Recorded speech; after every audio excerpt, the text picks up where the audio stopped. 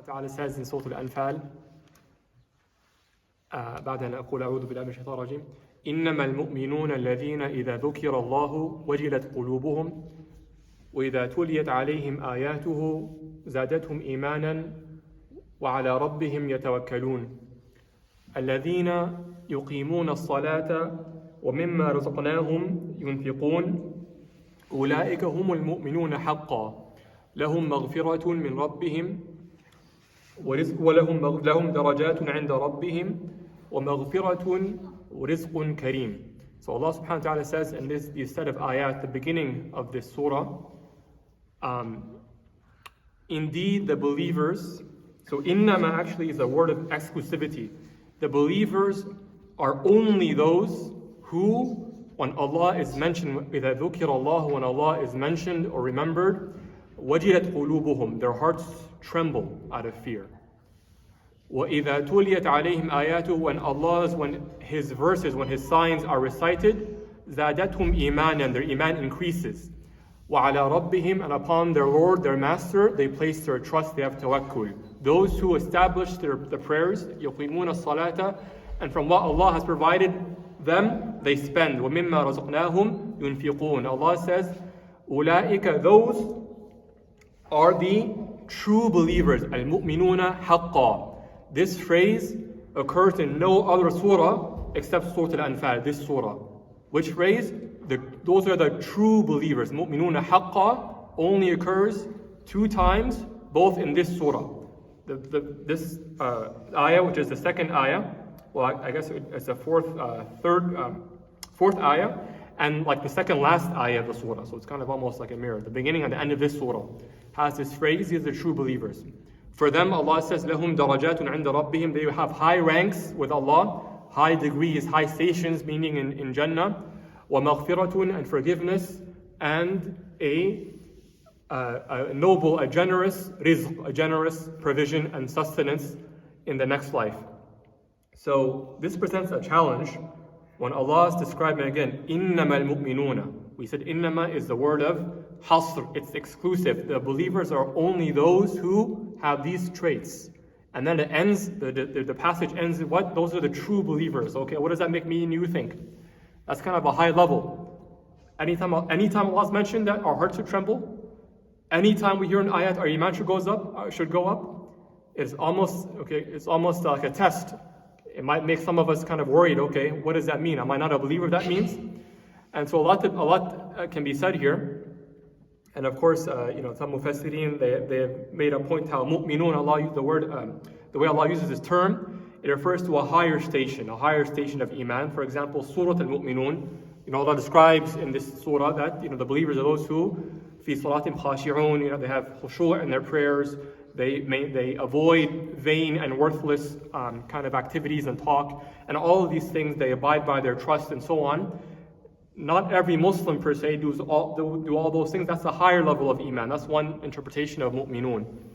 But the kind of my focus for the brief few minutes I wanted to share with you guys is, what does this tell us?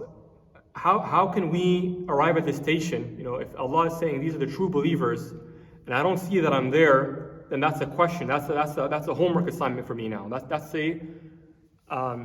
That should be a dilemma that we should want to solve. How do I arrive at this station? And the scholars say, the purpose of our existence, we all know that we exist. Allah created us so that وَمَا خَلَقْتُ الْجِنَّ وَالْإِنسَ إِلَّا لِيَعْبُدُونَ, that Allah created the human beings and the jinn so that we may worship Allah. And I believe it was Ibn Abbas, he commented, أَيْ لِيَعْرِفُونَ, so that we get to know Allah. The reason why we're created is to get to know Allah, and worshiping Allah comes automatically as a second step after that.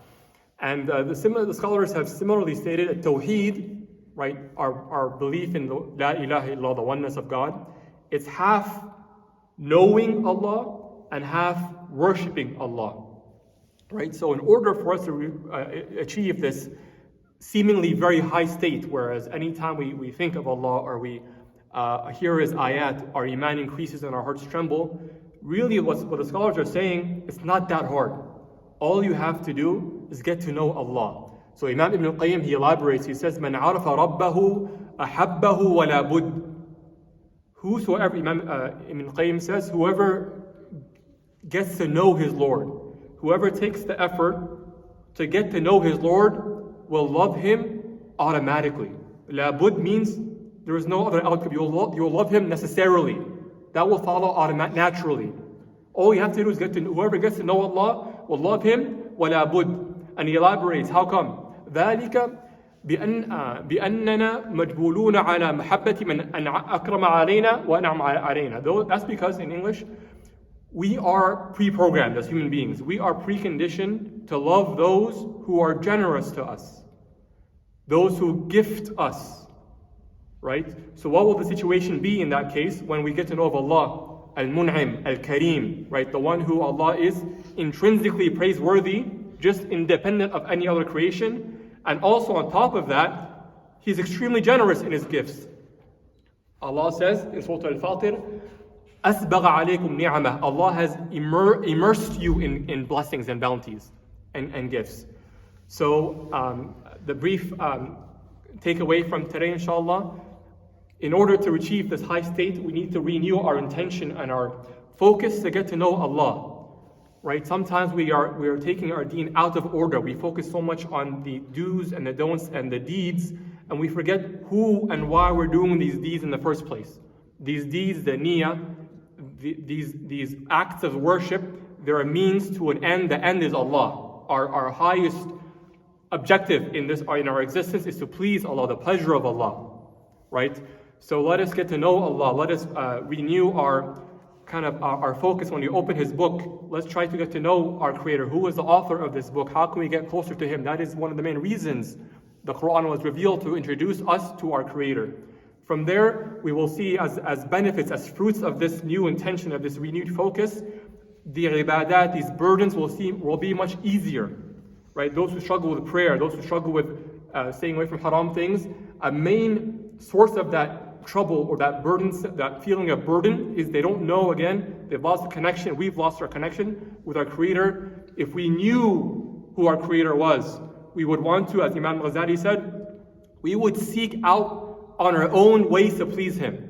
If we knew who Allah was and how praiseworthy He is and all of His gifts and so on, we of our own accord, of our own will, we would look for ways to try to please Him, as opposed to if we just focus on deeds, then sometimes we try to find a way out to do the deeds, and so we have it in reverse. So may Allah help us to get to know, to further increase our knowledge of Allah subhanahu wa ta'ala, to make us people of Iman. May He fortify our faith, help us pass it down to our younger generations.